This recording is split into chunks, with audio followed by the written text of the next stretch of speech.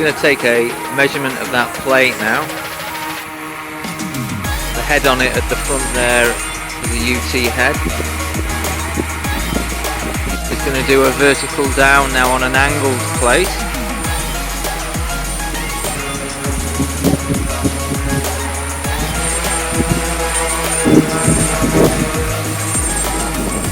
Spin it around. It's clever, isn't it? Try for the angled pipe.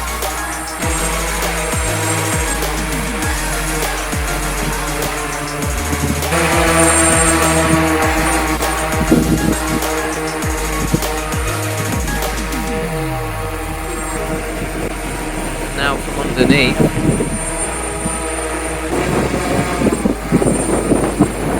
So that's the live reading. Yep. Of what she's got there. We're listening to. This is an underwater drone. It's got an attachment to it. If it's possible to put some kind of cleaning head on it and then subsequently a UT head, that could be the future of tank bottom inspections.